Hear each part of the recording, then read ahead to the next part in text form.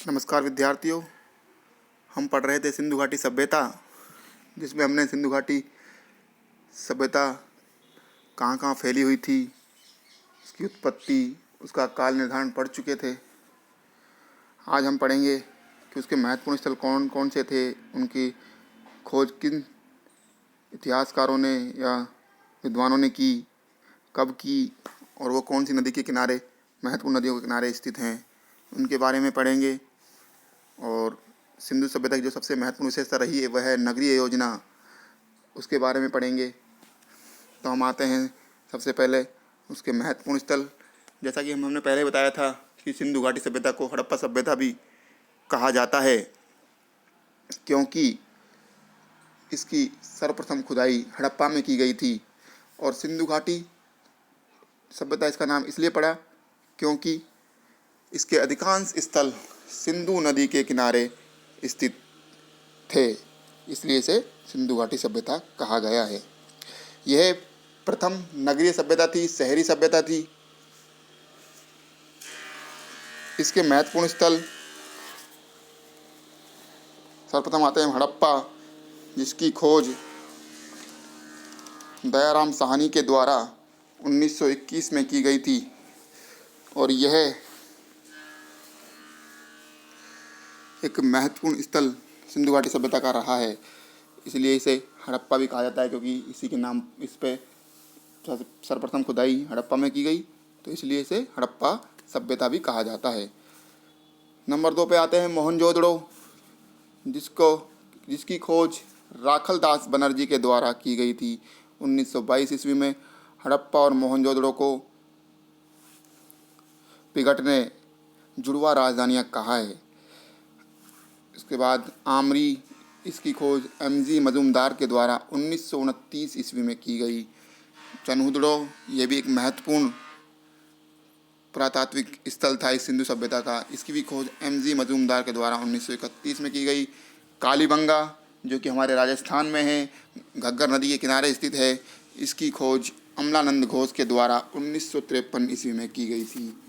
लोथल, जो कि गुजरात में है, इसकी खोज SR राव के द्वारा 1957 ईस्वी में की गई।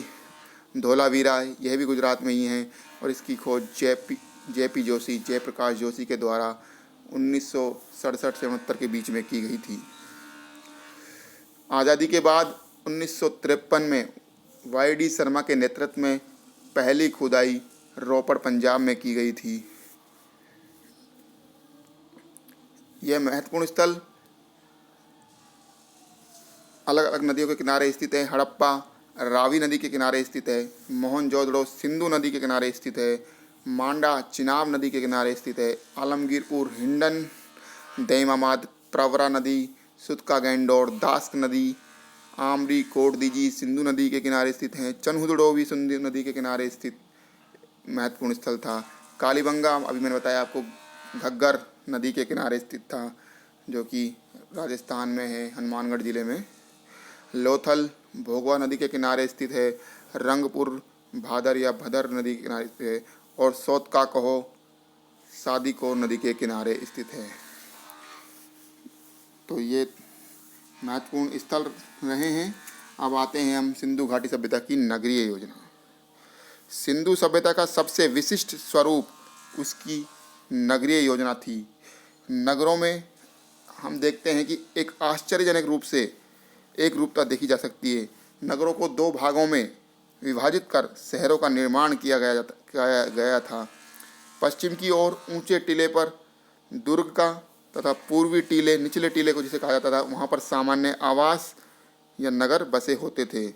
अपवाद स्वरूप धोलावीरा 3 भागों में विभक्त था, जो आयताकार था। सिंधु सभ्यता में दुर्ग की किलेबंदी सामान्यतः कच्ची ईंटों से की जाती थी, और साथ ही सुरकोटड़ा और लोथल में सबकी किलेबंदी के उदाहरण हमें मिलते हैं। सुरकोटड़ा की किलेबंदी पत्थरों से की गई थी। लोथल, जो कि गुजरात में स्थित है, वहाँ पर कोई भी नगरीय विभाजन नहीं मिलता है। चनहुदड़ो एकमात्र ऐसा नगर था जो दुर्गीकृत नहीं था। कालीबंगा में निचले शहर की भी किलेबंदी की गई थी। सिंधु सभ्यता के मकानों के नक्शों में भी एक रूपता थी तथा घरों के दरवाजे सड़कों की तरफ नहीं खुलकर बल्कि पीछे वाली गली की ओर खुलते थे।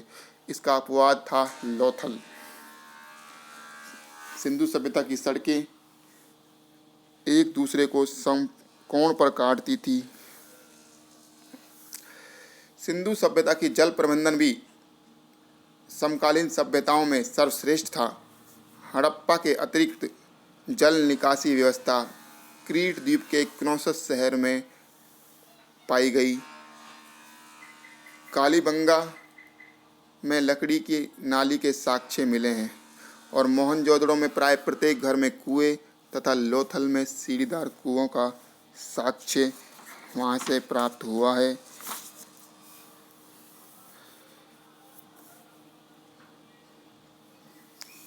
सिंधु सभ्यता में लगभग 4000 मोहरें मिली हैं, जो कि सेल खड़ी एक प्रकार का मृदु पत्थर होता था, उससे बनी होती थी। मोहरों का आकार मुख्यतः आयताकार होता था, यद्यपि वहाँ से हमें वर्गाकार, चौकोर व बेलनाकार मोहरें भी पाई गई हैं। मोहरों का प्रयोग विनिमय प्रणाली हेतु, स्वामित्व हेतु, चिन्हित करने हेतु या ताबीज के रूप में सर्वाधिक किया जाता था। सबसे ज़्यादा मोहरें मोहनजोदड़ो से पाई गई हैं तथा आलमगीरपुर से किसी भी मोहर का साक्ष्य नहीं मिला है। रंगपुर से मात्र देवी की मोहर का साक्ष्य मिला है। मोहरों पर पशुओं में सर्वाधिक चित्रण एक श्रृंगी बैल का तथा सबसे सुंदर चित्रण कुबड़ वाले बैल का था। लिपि व भाषा के बारे में हम अगली कक्षा में पढ़ेंगे। वहाँ पर जो लिपि मिली है उसके बारे में हम अगली कक्षा में विस्तृत रूप से पढ़ेंगे। धन्यवाद विद्यार्थियों।